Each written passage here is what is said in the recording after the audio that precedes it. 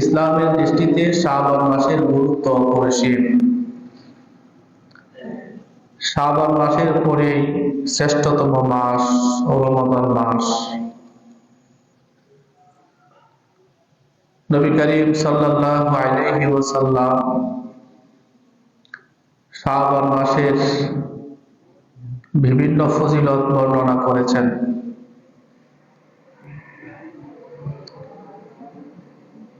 শাবান এটা রমজান মাসের প্রস্তুতিমূলক মাস।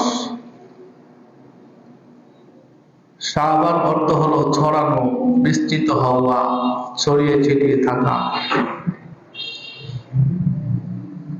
শাবান মাসে আল্লাহ তাআলা তার রহমতকে সবার মধ্যে ছড়িয়ে দেন, ছিটিয়ে দেন। এজন্য তাকে শাবান মাস বলা হয়েছে।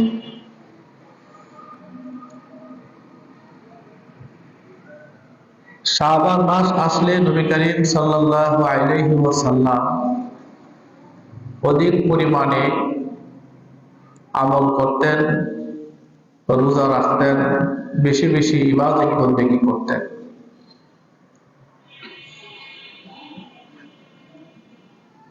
আম্মা জান আয়েশা সিদ্দিকা রাদিয়াল্লাহু তাআলা আনহা বলেন,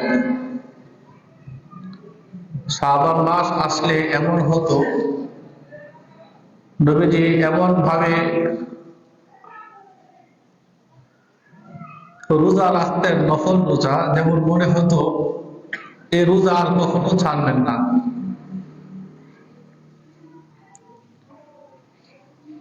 এই শাবান মাসের অনেক ফজিলত রয়েছে। নবীজিকে জিজ্ঞাসা করা হলো, ইয়া রাসূলুল্লাহ, শাবান মাসে আপনি অধিক পরিমাণে আমল করেন, রোজা রাখেন, এর কারণটা কি? নবী করিম সাল্লাল্লাহু আলাইহি ওয়াসাল্লাম উত্তর দিলেন যে শাবান মাসে আল্লাহ তাআলা বান্দার আমলগুলোকে লিপিবদ্ধ করেন। তো ফেরেশতারা বান্দার আমল সমূহ, আমল নামাগুলো পুরা এক বছরের রিপোর্ট আল্লাহ তাআলার কাছে পেশ করেন এই শাবান মাসে। সুবহানাল্লাহ। আর আমি চাই আমার রিপোর্টটা এমন ভাবে আল্লাহ তাআলার কাছে পৌঁছুক যে আমি রোজাদার।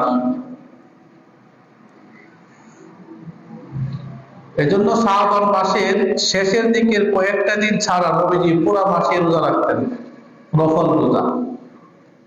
বিশেষত শাবানের শবে বরাতের পরে যে রোজা আছে, নিসফে শাবান, 15 তারিখের যে রোজা, 14 তারিখ দিবাগত রাত সেহরি খেয়ে 15 তারিখ যে রোজা রাখতে হয়, এই রোজা তো রাখতে নেই। প্রতি সপ্তাহের যে রোজাগুলো আছে ওগুলো রাখতেন, কিন্তু অন্যান্য মাসের চেয়ে শাবান মাসে সবচেয়ে বেশি নফল রোজা রাখতেন। এবং এই রোজা রাখার আরেকটা উদ্দেশ্য ছিল এরকম যে শাবান মাসে যদি কোনো ব্যক্তি অধিক পরিমাণে রোজা রাখেন, তাহলে রমজান মাসে রোজা রাখা তার জন্য সহজ হয়ে যায়। শাবান মাসে অভুক্ত থাকার অভ্যাস গড়ে তুললে রমজানের যে ফরজ রোজা আছে ওই রোজাগুলো রাখা তার জন্য সহজ হয়ে যায়। তো আমরা এই শাবান মাসে যারা পারি মধ্যবর্তী রোজার আগে পরে যে রোজাগুলো আছে ওই রোজাগুলো আমরা রাখবো ইনশাআল্লাহ। শাবান মাসটা হলো একটা অবহেলিত মাস মানুষের মধ্যে। দেখবেন অনেক সময় আমাদের জীবনেও এমন কিছু দিন থাকে যে দিনগুলোকে আমরা তেমন গুরুত্ব দেই না। খাবার দাবারের ক্ষেত্রেও দেখবেন অনেক সময় যখন কুরবানি, ঈদুল আজহা সামনে চলে আসে, ঈদুল আজহার কয়েকদিন আগ থেকে মানুষ গোশত কিনা বন্ধ করে দেয়। দেখি না, গোশত কিনা কি করে দেয়? বন্ধ করে দেয়। কেন? কারণ ঈদুল আজহাতে গরু কুরবানি হবে, গোস্ত তখন খাবে, কিন্তু এর আগে গোস্তের দাম কমা যায়, মুরগের দাম কমে।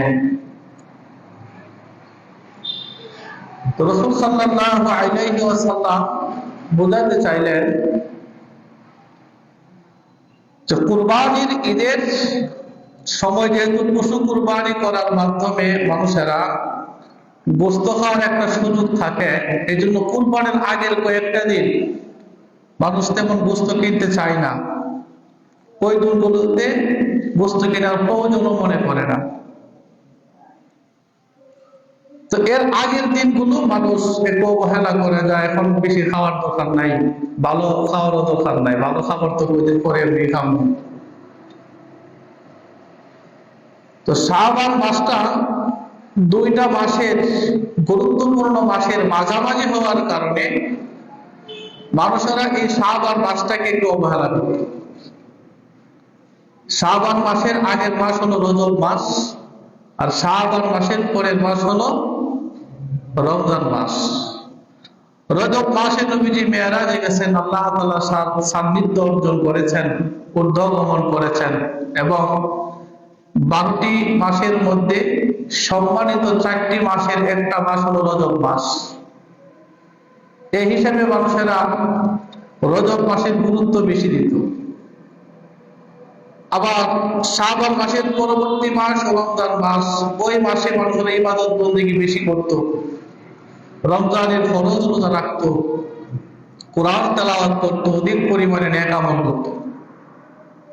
আর এই দুইটা মাসের মধ্যবর্তী মাস শাবান মাস হওয়ার কারণে এই মাসটাকে তেমন কি দিত না, গুরুত্ব দিত না।